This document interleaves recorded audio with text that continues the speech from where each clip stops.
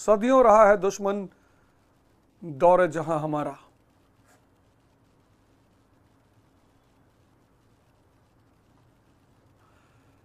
कुछ बात है कि हस्ती मिटती नहीं हमारी, सदियों रहा है दुश्मन दौरे जहां हमारा। बस एक ही बात है, और वो ये बात है कि ये देश संतों का देश है, गुरुओं का देश है। किसी भी धर्म में दो वर्ग के लोग होते हैं, एक पुरोहित, हिंदुओं में तुम पुरोहित कहते हो, मुसलमानों में मौलाना कहते हो, ईसाइयों में पादरी कहते हो, और एक होते हैं संत।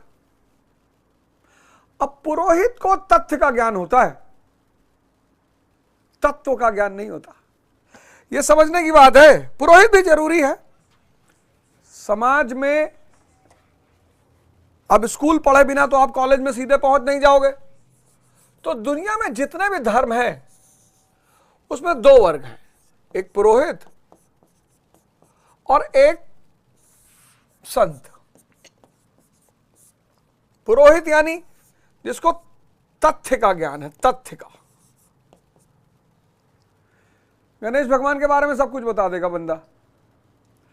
और संत यानी जिसको तत्व, सत्य का ज्ञान है। इनका भी समाज में अपना एक रोल है, धर्म से परिचित कराते हैं, धर्म के बारे में जगाते हैं, धर्म के बारे में जिज्ञासा पैदा कराते हैं। इनका यह रोल है कि यह धर्म के बारे में जिज्ञासा पैदा कराते हैं। रोल है इनका, बहुत इंपॉर्टेंट रोल है। धर्म के बारे में, विषय में जिज्ञासा पैदा कराते हैं, और ये व्यक्ति का आत्म साक्षात्कार कराते हैं। हमारे देश में संत महात्मा बुद्ध से लेकर आज सदगुरु तक वो धारा चली आ रही है। मैं गीता पढ़ा ही रहा हूं संतों की कृपा से। तो किसी भी घटना को देखने के कई पहलू होते हैं, सिर्फ एक पहलू नहीं होता, उसके कई पहलू होते हैं। मैं आपको एक कहानी सुनाऊंगा संप्रदायवाद की। कश्मीरी मुद्दा डिस्कशन करने के बाद मैं आपको संप्रदायवाद, भारत में संप्रदायवाद का जन्म कैसे हुआ, कम्युनलिज्म, ये हिंदू मुसलमान आज क्यों हो रहा है, कौन है इसका जन्मदाता, किसने इस जहर को बोया है, और कौन इस जहर के फायदे से मजा ले रहा है। ये जो इंडिया पाकिस्तान का बंटवारा हुआ ना तो इसे हिंदुओं ने किया, ना इसे मुसलमानों ने किया। सामने से वो आपको दिखाई पड़ रहे हैं। इसको किया पश्चिम ने, यूरोप ने, अमेरिका ने। भाई दो देश पैदा होंगे, फिर दो देशों के बीच में झगड़ा होगा, एक मुद्दा पैदा करवा दो, फिर दोनों क्या खरीदेंगे, हथियार खरीदेंगे। और आधुनिक हथियार बना कौन रहा है, पश्चिम। पाकिस्तान में भूखमरी देखो, गरीबी देखो, लेकिन F-16 खरीदना है। भारत भी डेवलपिंग स्टेज में है। भारत अपना बहुत सारा पैसा शिक्षा स्वास्थ्य में लगा सकता है, लेकिन भारत को राफेल खरीदना है। साजिश। और पाकिस्तान को पैदा किया यहूदियों ने।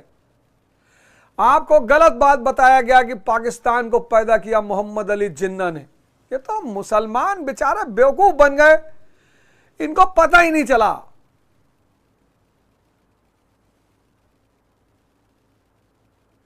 इनको पता ही नहीं चला।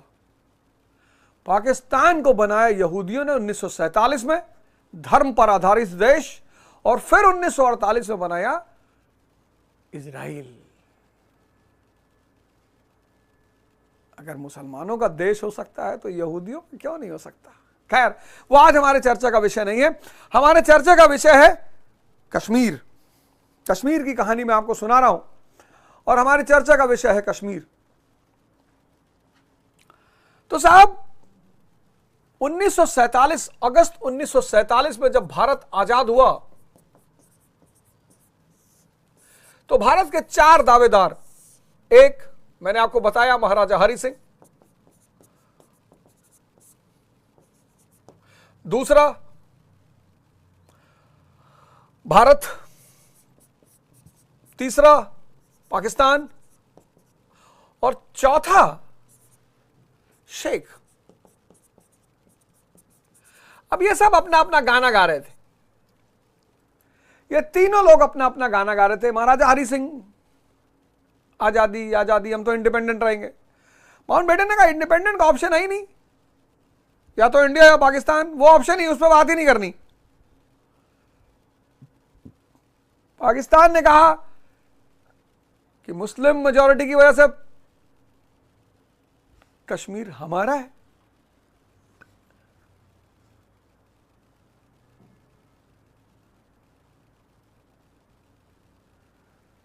तो मुस्लिम मेजॉरिटी की वजह से तुम सऊदी अरेबिया में भी क्लेम करो, जहां जहां मुस्लिम मेजॉरिटी है तुम सब ले लो।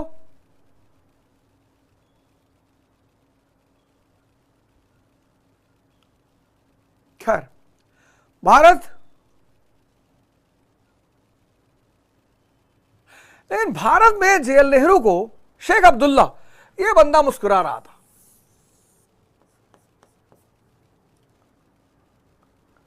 कश्मीरियों के पास दिमाग तो है ही है, इसमें कोई दो राय नहीं है, बहुत शानदार दिमाग है। शानदार दिमाग कभी कभी धोखा भी खा जाते हैं। यह थी 1947 में, अगस्त 1947 जब भारत आजाद हुआ, यह थी उसकी स्थिति। 4 दावेदार।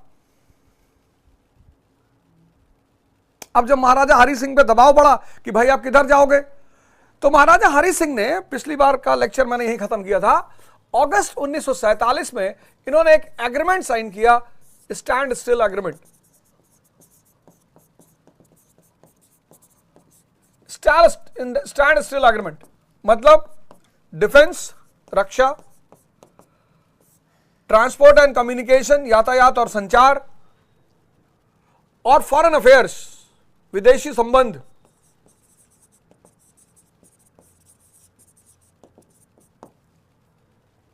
ये 3 चीज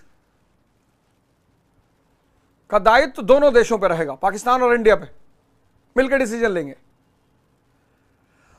और आंतरिक प्रशासन, इंटरनल एडमिनिस्ट्रेशन महाराजा के पास रहेगा।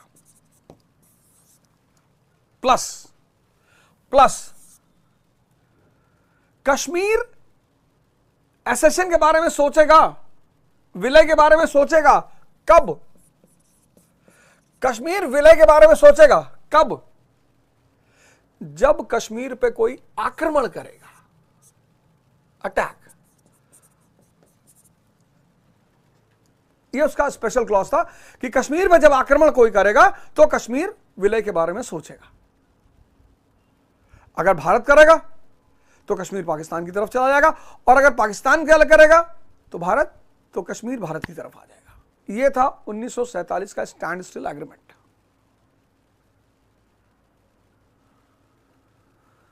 खैर, आज का समय देखकर दुख तो बहुत होता है, लेकिन मिल के रहो। पहलगाम की जो घटना घटी है उसमें जो दोषी हैं उन पर कार्रवाई होनी चाहिए, एकदम होनी चाहिए। उसमें कोई बात ही नहीं करनी डिप्लोमेसी की, उस पर कोई बात ही नहीं करनी डिप्लोमेसी की। लेकिन पहलगाम के नाम पर देश में आंतरिक अराजकता नहीं पैदा किया जा सकता।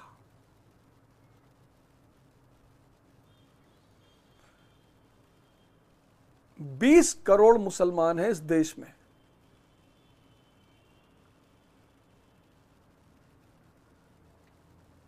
बीस करोड़।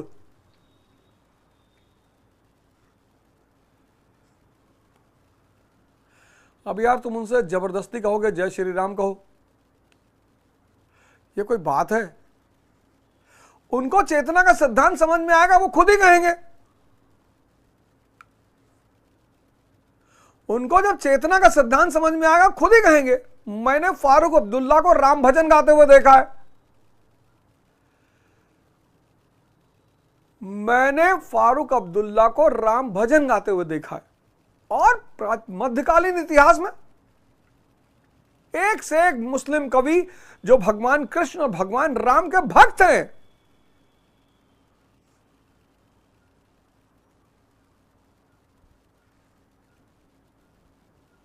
लेकिन मैं आपको संप्रदायवाद की कहानी पढ़ाऊंगा जरूर।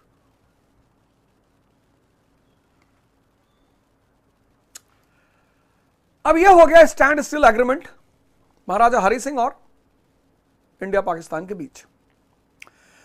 महाराजा हरि सिंह ने कहा कि कश्मीर पे जब हमला होगा तो कश्मीर विलय के बारे में सोचेगा, सेशन के बारे में सोचेगा। इसी बैकग्राउंड में एक घटना घट गई, पुंछ विद्रोह, बहुत इंपॉर्टेंट। पुंछ विद्रोह, पुंछ रिबेलियन 1947, सरदार इब्राहिम खान यह मुखिया था इस विद्रोह का। इसने कहा इज्जत नहीं मिल रही है और हमें नहीं रहना भारत के साथ, कश्मीर के हिंदू राजा सदियों से मुसलमानों का शोषण करते आ रहे। इसने विद्रोह कर दिया। विद्रोह कर दिया तो कुचल दिया महाराजा की फौजों ने, और जैसे ही महाराजा की फौजों ने कुचला वैसे एक दूसरी घटना घट गई। इसी के पैरेलल एक दूसरी घटना घट गई, भारत पर कबीलाई आक्रमण, ट्राइबल इन्वेजन। अब इस ट्राइबल इन्वेजन को लेकर दो बातें हैं। पाकिस्तानी सरकार कहती है कि जब पुंछ का विद्रोह दबाया गया तो नॉर्थ वेस्टर्न प्रोविंस के जो मुसलमान थे जिहादी, वो अपने मुस्लिम भाइयों की रक्षा के लिए कश्मीर में एंटर किए। अच्छी कहानी है। हिंदुस्तान कहता है कि ट्राइबल आर्मी की आड़ में यह पाकिस्तानी सेना थी, जो कि एकदम सही बात है। ये दोनों घटनाएं एक दूसरे से जुड़ी हैं, क्योंकि कश्मीर ने कहा था कि जो हम पे हमला करेगा, अब पाकिस्तान सीधे तौर पे तो कश्मीर पे हमला कर नहीं सकता था, क्योंकि एग्रीमेंट में साफ साफ लिखा हुआ था कि जो हमला करेगा मैं दूसरी तरफ चला जाऊंगा। तो पाकिस्तानी सेना अगर सीधे हमला करती तो कश्मीर भारत के पास सीधा, फिर बात ही खत्म हो जाती। कहानी है बड़ी प्यारी है कश्मीर की। ये आज दूसरा फेज पढ़ा रहा हूं। पहला फेज शनिवार को पढ़ाया था, 1931, 1938, 1947। आज 1947, 1948, 1949, आज दूसरा फेज।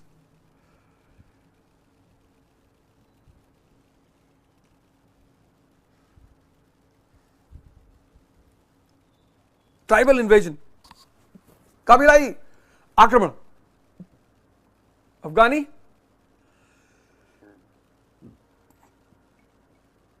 अब जब यह कबीलाई आक्रमण कश्मीर पर हुआ तो लीगली इंडियन फोर्सेस घुस ही नहीं सकती।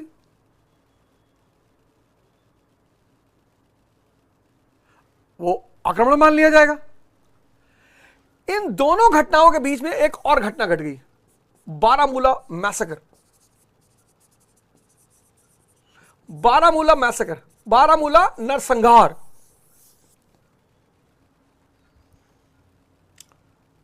अब ये घुसे तो भाई की मदद करने के लिए अफगानी, लेकिन जहां इनको समृद्धि दिखाई पड़ती है, भाई झोपड़पट्टी का आदमी महल में अगर घुस जाएगा तो सेवा हुआ भूल जाएगा। वो पहले वो सोने की गिलास, चांदी की प्लेट, इसको लेकर भागने के चक्कर में पड़ेगा। और इसके पीछे भी कई कहानियां हैं।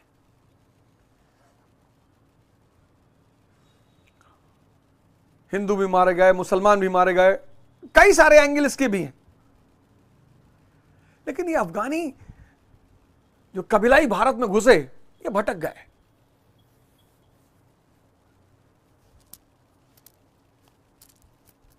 बारामूला मैसेकर, और बारामूला से श्रीनगर से 50 किलोमीटर। अब महाराज की चिंता बढ़ी कि यार अगर ये श्रीनगर तक पहुंच गए तो हम खत्म। महाराजा हरि सिंह चिंतित हुए अपनी रक्षा को लेकर, अपनी प्रजा की रक्षा को लेकर।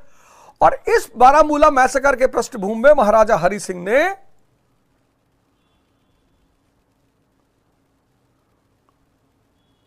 अक्टूबर 1947, ट्राइबल इन्वेजन, ये अक्टूबर 1947, और बारामूला मैसेकर, और बारामूला और श्रीनगर 50 किलोमीटर की दूरी। महाराजा हरि सिंह को लगा कि हम भी जाएंगे, हमारी प्रजा भी जाएंगे, तो बचाओ। तो अक्टूबर 1947 में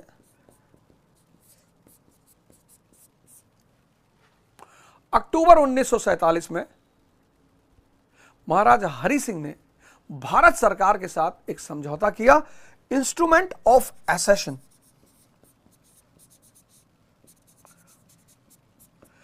इंस्ट्रूमेंट ऑफ एसेशन, विलय संधि पे हस्ताक्षर कर दिया। जिसकी आवश्यकता थी वो हो गया, विलय संधि पर हस्ताक्षर हो गया। महाराजा हरि सिंह ने विलय संधि पर हस्ताक्षर कर दिया अक्टूबर 1947 में। किसके बैकग्राउंड में? ट्राइबल इन्वेजन के बैकग्राउंड में कर दिया। जैसे ही महाराजा ने दस्तखत किया, भारत सरकार को संवैधानिक अनुमति मिल गई, लीगल कानूनी अनुमति मिल गई, और अक्टूबर 1947 में भारतीय सेना पहुंच गई कश्मीर।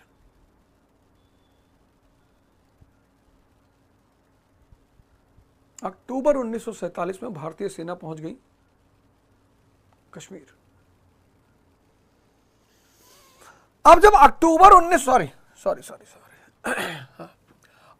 1947 में इंडियन आर्मी, भारतीय सेना पहुंच गई कश्मीर। और इंडियन आर्मी के क्या कहने,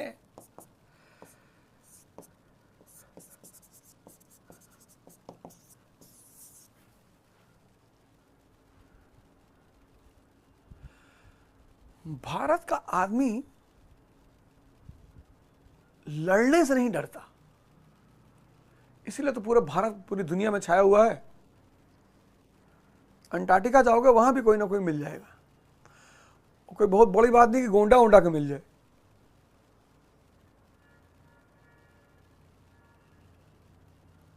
पहुंच गई सेना।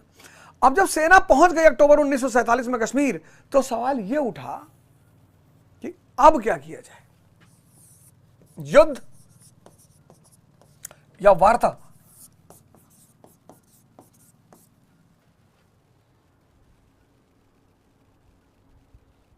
वॉर या निगोसिएशन?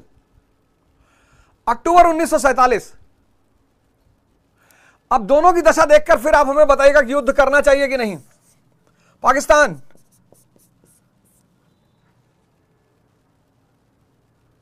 मित्र हो चुका है किसका?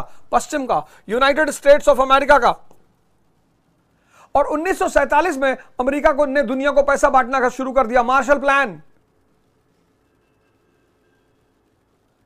पैदा होते ही पाकिस्तान को पश्चिम का सहारा, पैदा होते ही United States of America, Britain, ये सब पाकिस्तान के पक्ष में। क्यों? क्योंकि 1945 से शीत युद्ध शुरू हो चुका था, cold war, US and USSR. और पाकिस्तान पश्चिम का कोल्ड वॉर में एक बहुत बड़ा सहयोगी बन सकता था, जो कि वो बना। रूस को भगाया अफगानिस्तान से और अफगानिस्तान को तबाह कर दिया। यह पाकिस्तान, पश्चिम ने इस्तेमाल किया पाकिस्तानियों को।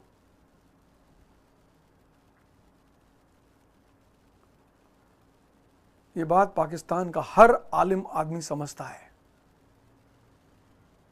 पाकिस्तान की फौज मिशनरी है, मर्सिनरी, ठेके पे युद्ध करती है।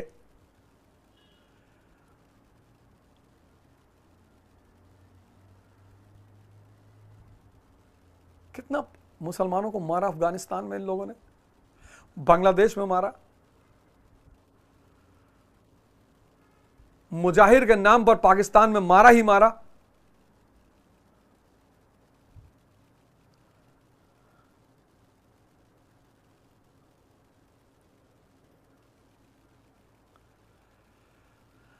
ये देश पैदा हुआ, कोई बात नहीं, पर मिशन नहीं बना पाया, गोल नहीं बना पाया। 3 देश एक साथ पैदा हुए, चीन, भारत, पाकिस्तान। और चीन आज अमेरिका को टक्कर दे रहा है, विश्व शक्ति की स्थिति में खड़ा है। वो एप्पल को टक्कर दे रहा है, OnePlus।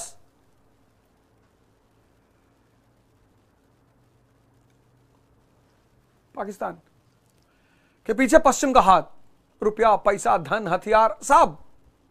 और भारत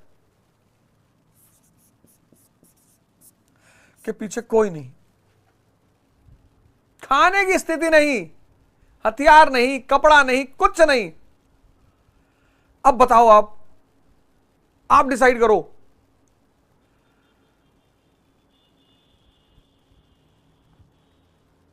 आप कंपेयर करो पाकिस्तान और भारत की स्थिति 1947, अक्टूबर 1947।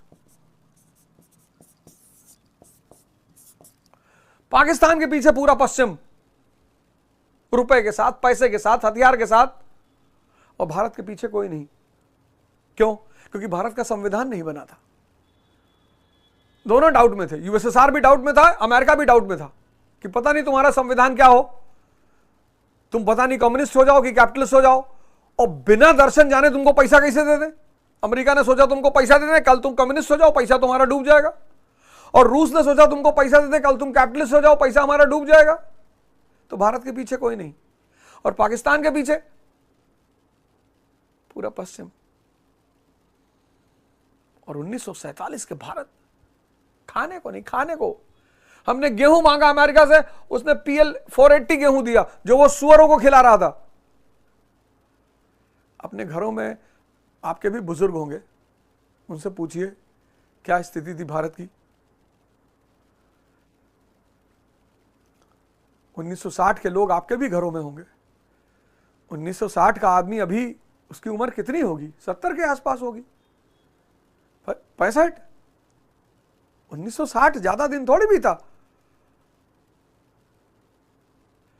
मूवी बनी 1960-70 में, रोटी, कपड़ा और मकान। सबसे बड़ा मुद्दा रोटी।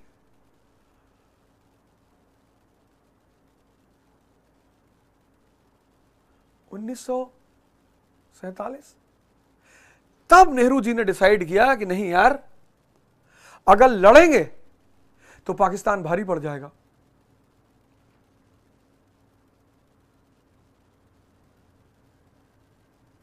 पाकिस्तान भारी पड़ जाएगा। एक तो पश्चिम का सहारा, ऊपर से इधर चीन बैठा हुआ है, उसकी भी नजर मेरे ऊपर है। बाद में चीन ने तिब्बत पे कब्जा कर ही लिया।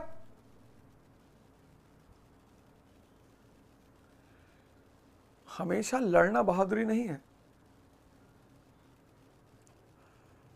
भगवान राम ने बाली को खुलकर नहीं मारा, पीछे से मारा। भगवान कृष्ण ने जरासंध को खुद जाके नहीं मारा, काल यवन को खुद जाके नहीं मारा। हमेशा लड़ना बहादुरी नहीं है।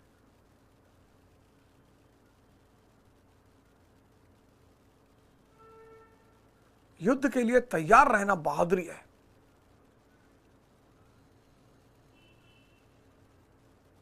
शक्ति नहीं होगी अगर, तो इस संसार में सिर्फ समाजशास्त्र पढ़ के ना जी पाओगे।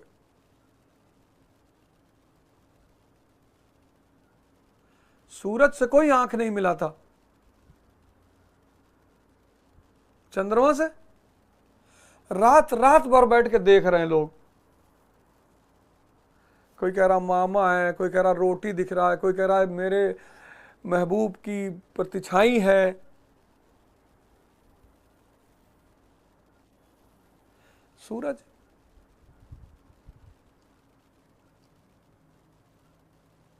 तो फिर जनवरी 1948 में स्थिति की गंभीरता को देखते हुए जवाहरलाल नेहरू कश्मीर के मुद्दे को यूनाइटेड नेशन लेके चले गए।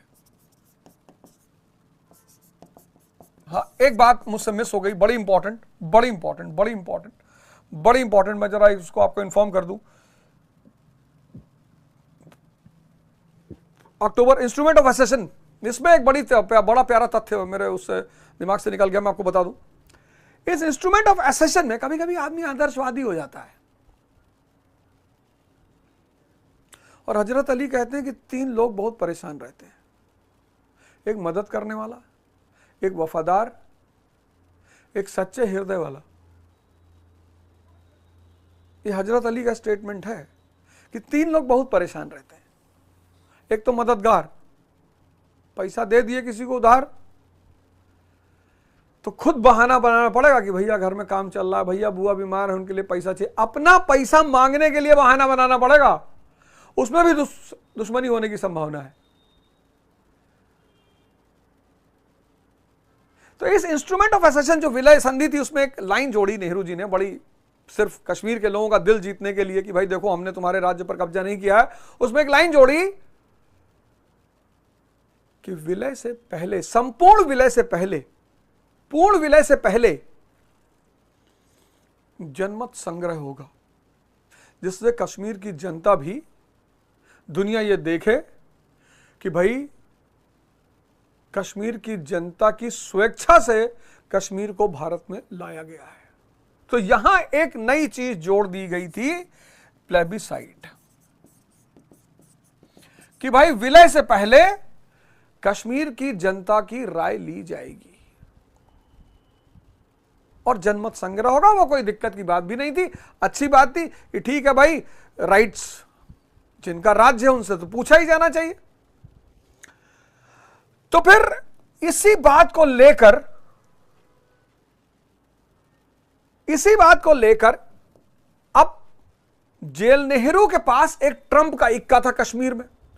उस ट्रंप के इक्के का नाम था शेख अब्दुल्ला, क्योंकि शेख अब्दुल्ला कश्मीर में अच्छा नेता बनकर उभर रहे थे, बहुत अच्छे नेता बनकर उभर रहे थे, और बड़ी पकड़ थी कश्मीर के मुसलमानों पे उनकी, और धीरे धीरे उनकी पकड़ सबके ऊपर बनने लगी थी। तो जेएल नेहरू को बड़ा भरोसा था कि अगर प्लेबिसाइट होगा तो अब शेख अब्दुल्ला कश्मीर की जनता का रुख भारत की तरफ मोड़ देंगे। और इसी विश्वास के साथ जनवरी 1948 में कश्मीर के मुद्दे को जेएल नेहरू यूनाइटेड नेशन लेके चले गए कि वैश्विक समझौता, विश्व स्तर पर एकदम कॉन्स्टिट्यूशनल समझौता, साफ साफ, कहीं कोई दुख नहीं, कहीं किसी का विषाद नहीं, साफ दुनिया देख ले कि कश्मीर भारत में शामिल हो गया। अब क्या हुआ, जब कश्मीर के मुद्दे को नेहरू जी यूएन लेके चले गए 1948 में, भरोसा किसका था? नेहरू जी को भरोसा था शेख अब्दुल्ला का, क्योंकि ये लोग शेख अब्दुल्ला को सपोर्ट कर रहे थे। शेख अब्दुल्ला के उठने में कांग्रेस का बहुत बड़ा हाथ था, नेहरू और गांधी जी का बहुत बड़ा हाथ था। तो इन लोग को पूरा भरोसा था कि बॉस जब प्लेबिसाइट होगी शेख हमारे साथ है, और शेख की मदद से प्लेबिसाइट हमारे पक्ष में आ जाएगी और दुनिया ताली बजाएगी, भाई कश्मीर की जनता भारत के साथ रहना चाहती है। लेकिन जब यह मुद्दा यूएन पहुंचा तो पश्चिम तो सीधे पाकिस्तान के पीछे खड़ा हो गया। Noel Barker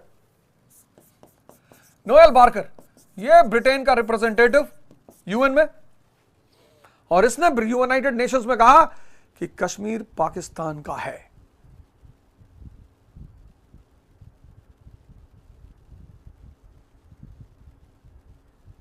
Noel Barker Britain का रिप्रेजेंटेटिव यूनाइटेड नेशंस में, और उसने सीधे कहा कश्मीर पाकिस्तान का है।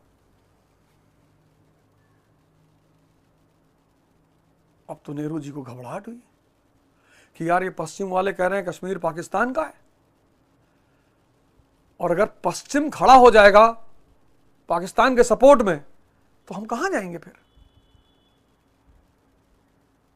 अगर पश्चिम, वेस्ट, ये ब्रिटेन, अमेरिका, फ्रांस, जर्मनी, अगर ये पाकिस्तान के समर्थन में खड़े हो जाएंगे तो हम कहां जाएंगे? और उस वक्त पाकिस्तान की कीमत पश्चिम की नजर में बहुत ज्यादा थी, क्योंकि शीत युद्ध, अमेरिका को बेस चाहिए सेंट्रल एशिया में, मध्य एशिया में, अमेरिका को बेस चाहिए अरब सागर में, डियागो ग्रासिया।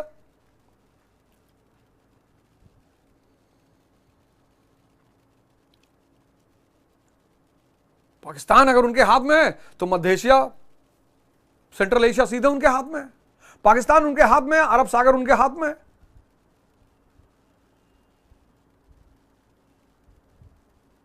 तो पश्चिम तो एकदम पाकिस्तान के पीछे खड़ा था कि भैया हम तो खड़े हैं। नोएल बार्कर ने कहा कि कश्मीर पाकिस्तान का है। अब नेहरू जी को लगा कि यार अपने आदमी को मजबूत किया जाए कश्मीर में, अपना आदमी मजबूत हो जाएगा तो हम भी मजबूत हो जाएंगे।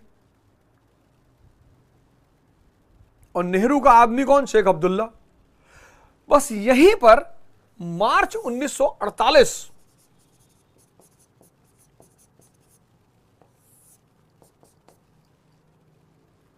कांग्रेस की मदद से शेख अब्दुल्ला बन गए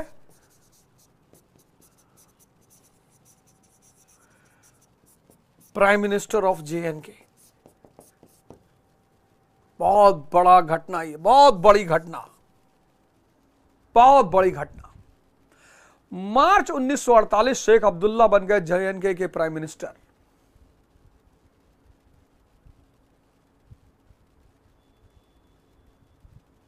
जब पश्चिम ने साथ दिया पाकिस्तान का, तो नेहरू जी को लगा कि अपने आदमी को मजबूत करो कश्मीर में, अपना आदमी मजबूत तो हम मजबूत। तो शेख अब्दुल्ला को बनवा दिया प्राइम मिनिस्टर। अब जैसे ही शेख अब्दुल्ला मार्च 1948 में प्राइम मिनिस्टर बने,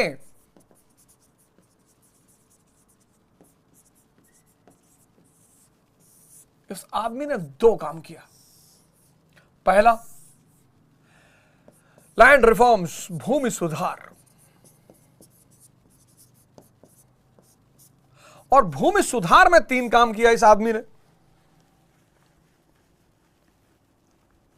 पहला काम, land to the tiller act, land to the tiller अधिनियम, मतलब भूमि किसकी? किसान की, जो उस पर खेती कर रहा है। अब चूंकि मेजॉरिटी पॉपुलेशन मुसलमान, मुसलमानों का दिल जीतना है, तभी प्लेबिसाइट होगा, तो वो भारत के पक्ष में वोट करेंगे। वो पक्ष में वोट करेंगे अब्दुल्ला के, अब्दुल्ला भारत के पक्ष में है। नेहरू जी को भी बात समझ में आ रही थी कि हाँ यार, बात तो सही है, फायदा होगा तो अगला बंदा हमारे साथ खड़ा होगा। तो ये पहला कानून लाया, land to the tiller act, जमीन किसान की। बटाई का जो रेशियो था, बटाई, आप में से बहुत लोगों का यहां बटाई पे खेती होगी, आप शहर में रहते होंगे तो आपने खेती बटाई पे दे दी हुई कि भाई रख लो खेत, खेती करो, आधा तुम्हारा आधा हमारा। तो बटाई का जो रेशियो था, अब शेख अब्दुल्ला से पहले वो 75-25 था, 75 मालिक का, 25 किसान का। इसने कर दिया 25-75, 25 मालिक का, 75 किसान का। पब्लिक तो और मस्त हो गई, मुसलमान किसान और मस्त हो गया। और तीसरा, जो साहूकार थे, मनी लेंडर, मनी लेंडरों पे लगाम कस दिया।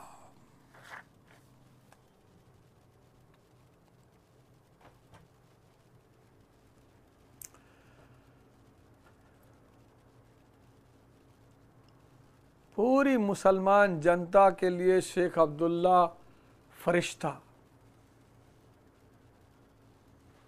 यहीं पे शेख अब्दुल्ला कश्मीर की मुसलमान जनता के लिए बन गए फरिश्ता, और उसकी फसल आज तक अब्दुल्ला परिवार काट रहा है। शेख अब्दुल्ला, फारूक अब्दुल्ला, उमर अब्दुल्ला। कश्मीर में जमीन हिंदू जागीरदारों के पास, हिंदू जागीरदारी महाजन, और जमीन दे दी उसने मुसलमानों को, कहा ले आओ, land to the tiller, ceiling कर दिया। आज भी कश्मीर में हर आदमी के पास जमीन है। भारत का राज्य है जिसमें सबके पास जमीन है।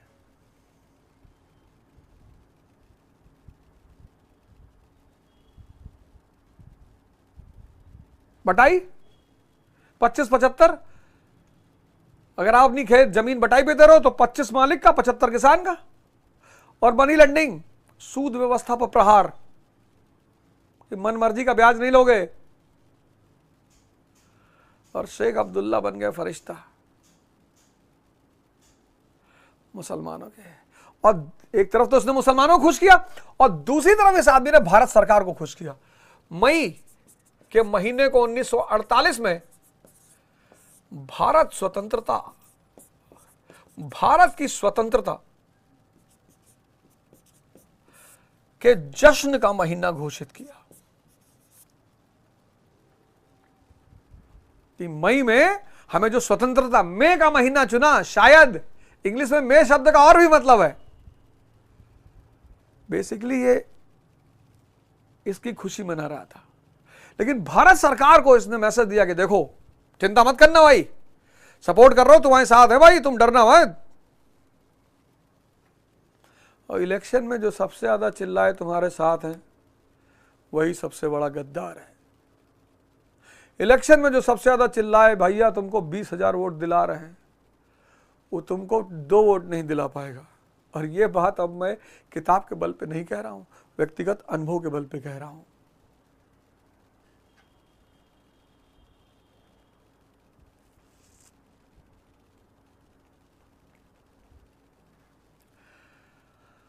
हम मुस्लिम जनसंख्या खुश, लेकिन हिंदू जनसंख्या उदास। मुस्लिम जनसंख्या खुश, नेहरू भी खुश कि यार शेख भाई जो है अब्दुल्ला भाई भारत स्वतंत्रता दिवस मना रहा, महीना पूरा घोषित कर दिया, जश्न चल रहा है कश्मीर में, भारत की स्वतंत्रता है, शेख भाई तो अपना आदमी है।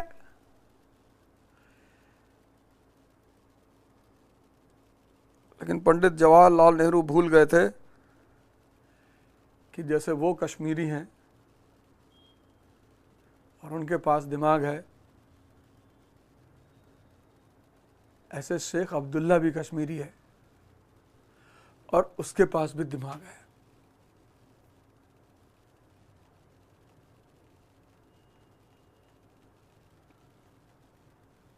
अब एक तबका कश्मीर में दुखी था, वो था हिंदू।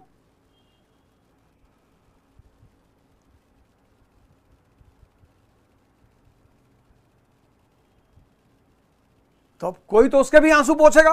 तो 1949 में एक पार्टी बनी प्रजा परिषद।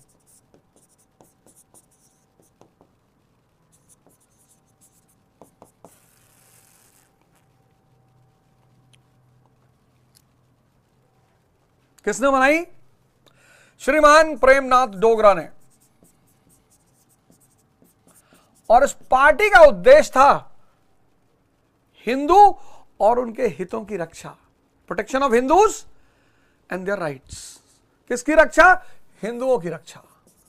और किसकी रक्षा? उनके अधिकारों की रक्षा। और यहीं से कश्मीर में एक नई चीज शुरू हो गई,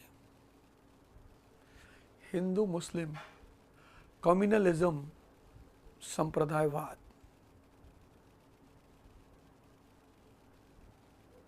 अब दूसरे चरण में दो घटनाएं घटी। दूसरे चरण में दूसरा चरण 1947, 1948, 1949। अब 2 घटनाएं दूसरे चरण में घटी।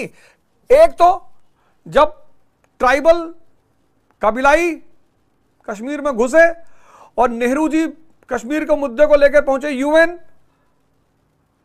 तो अंतरराष्ट्रीय समुदाय ने तुरंत युद्ध विराम कराया। तो जितना एरिया इन ट्राइबलों के कब्जे में आ गया था वो आज पीओके कहता है। पीओके अक्टूबर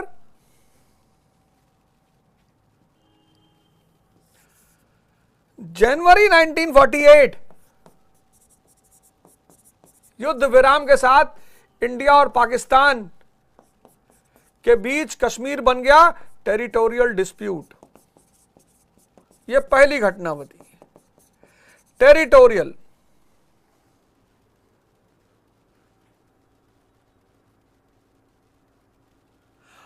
और 1949 में एक और घटना कश्मीर में हुई, संप्रदायवाद की शुरुआत।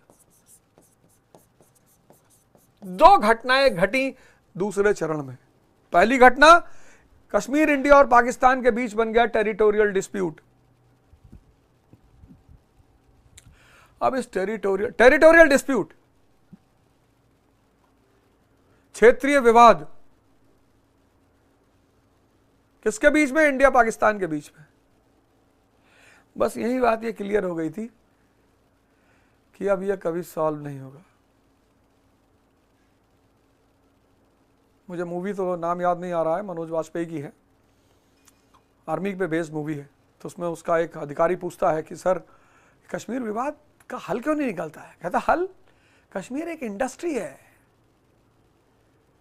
सबके अपने अपने इंटरेस्ट है, सब पैसा कमा रहे हैं, झकझोर के पैसा आ रहा है लोगों के पास, और कोई अपनी इंडस्ट्री को क्यों बंद करेगा?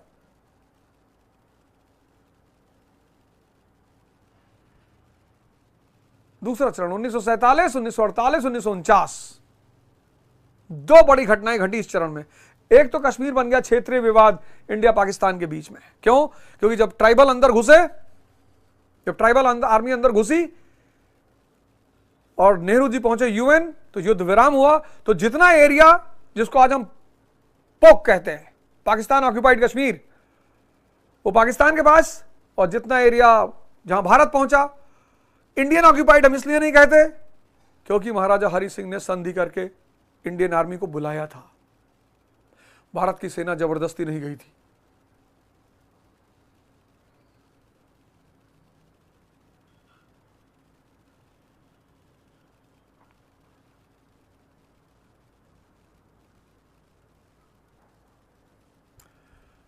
और जब शेख के कदम ने मुसलमान समुदाय को खुश किया तो हिंदू दुखी हुए, और वहीं पर एक और चीज पैदा हो गई, संप्रदायवाद। दो चीजें पैदा हो गई दूसरे चरण में, क्षेत्रीय विवाद और संप्रदायवाद।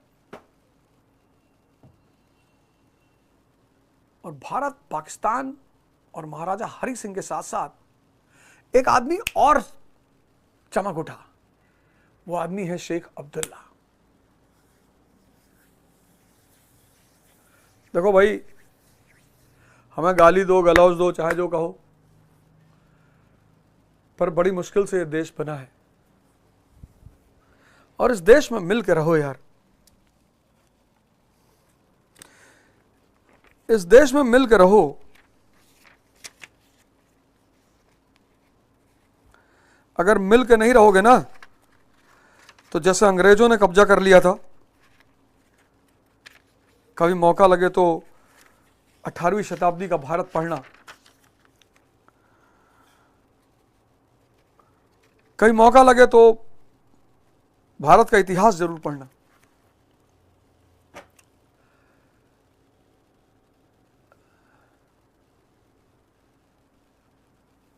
कभी मौका लगे तो भारत का इतिहास जरूर पढ़ना। अपने देश का हर वो नागरिक जो हमारे देश में है, उसका समर्थन करना, उसका सपोर्ट करना सबका धर्म है।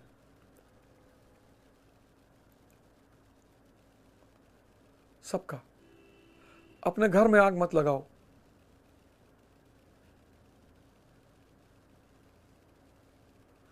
अपने घर में आग मत लगाओ।